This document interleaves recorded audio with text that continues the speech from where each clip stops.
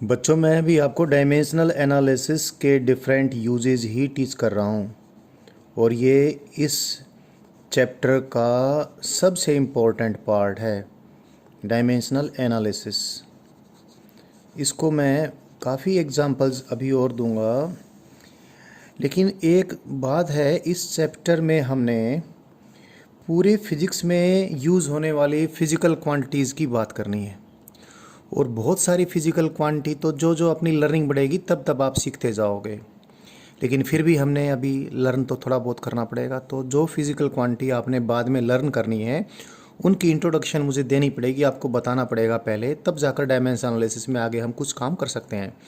अभी एक दो चीज़ मैं आपको बहुत अच्छे से बताना चाहूँगा। पहली बात तो मैं नंबर्स के बारे में आपको बता दूँ।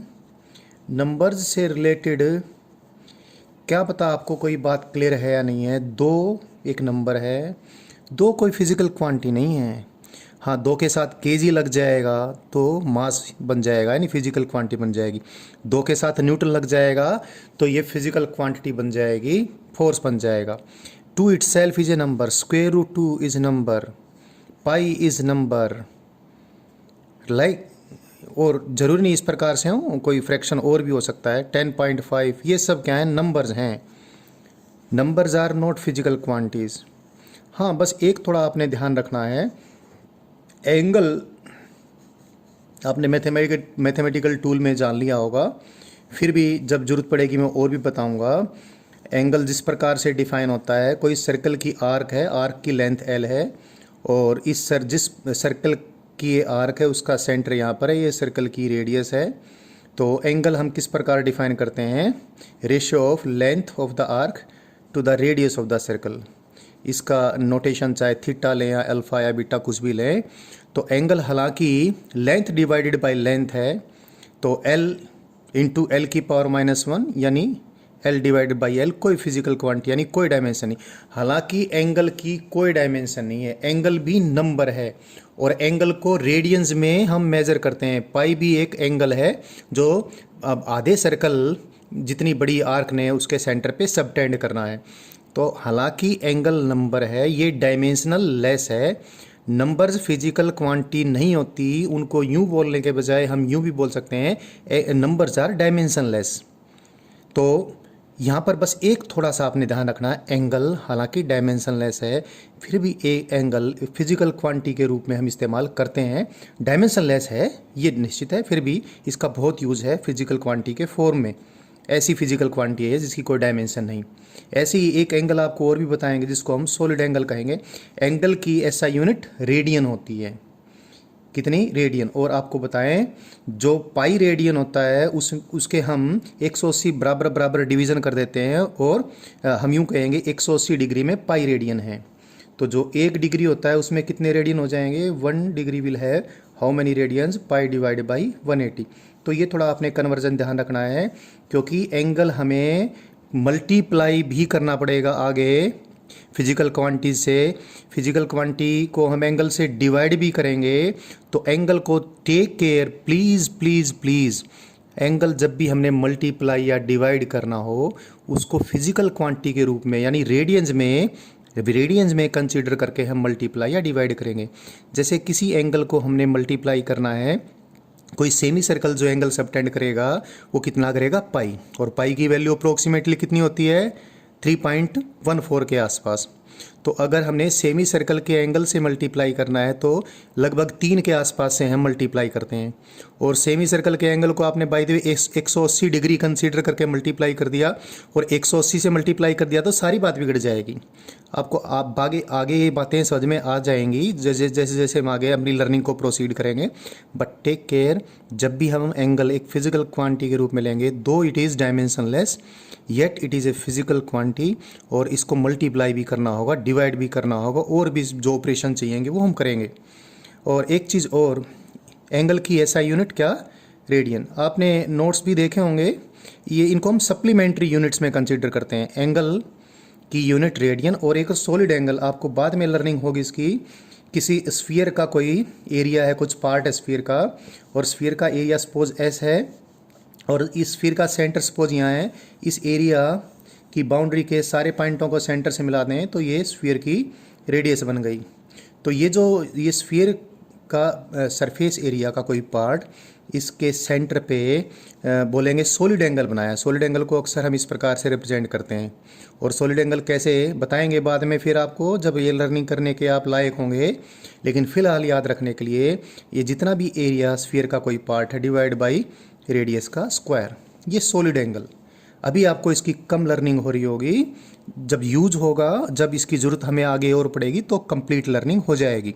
क्योंकि अभी हमने यूज करना है इसमें डायमेंशन एनालिसिस में, तो इतनी बात पहले से आपको पता रहनी चाहिए। सॉलिड एंगल को ये भी रेशो है एरिया की, और यानी लेंथ के स्क्वायर की, लेंथ का स्क्वायर डिवाइड बाई लेंथ का square, that is solid angle is having no dimension. फिर भी ये इंपॉर्टेंट है, इसकी एसआई यूनिट हम स्टी रेडियन लेकर चलते हैं। Steradian is taken as the SI unit, इसकी एंगल की रेडियन एसआई यूनिट, और सॉलिड एंगल की स्टी रेडियन एसआई यूनिट। तो स्टी रेडियन और रेडियन सप्लीमेंट्री यूनिट्स के रूप में हम 7 फंडामेंटल जो यूनिट्स हैं उनके साथ यूज़ करते हैं। हाँ, अभी एंगल के बारे में और भी बताऊं। आपने ट्रिग्नोमेट्री लर्न कर लिया है, sine theta, sine of an angle. Sine of angle ratio है भाई किसका, परपेंडिकुलर डिवाइड बाई हाइपोटेन्यूज का। तो sine theta is a ratio, it is dimensionless. Same physical quantities की रेशो डायमेंशनलेस होती है, ये नहीं फोर्स की और मास की रेशो को आप डायमेंशनलेस कह दो।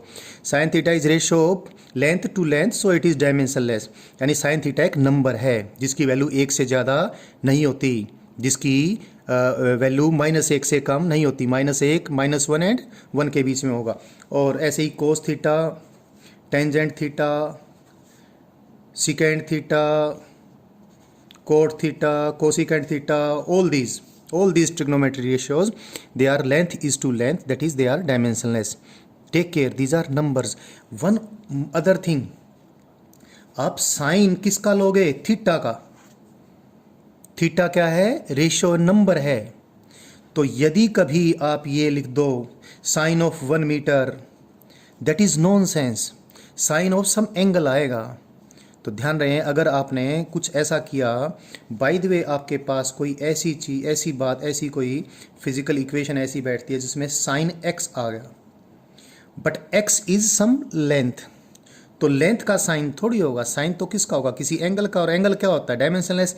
तो ये गलत है, इसके साथ कोई और मल्टीप्लायर होगा, और इस प्रकार से मल्टीप्लायर होगा ये x के साथ के, कि k इंटू एक्स क्या बन जाए, k इंटू एक्स एक नंबर बन जाए, यानी डायमेंशनलेस बन जाए। तो देखो k की डायमेंशन निकालेंगे, because k into x is dimensionless, यानी k इंटू एक्स की डायमेंशन क्या है, कोई डायमेंशन नहीं, कोई डायमेंशन नहीं को अक्सर हम ऐसे लिखते हैं m की पावर भी 0, l की पावर भी 0 और t की पावर भी 0।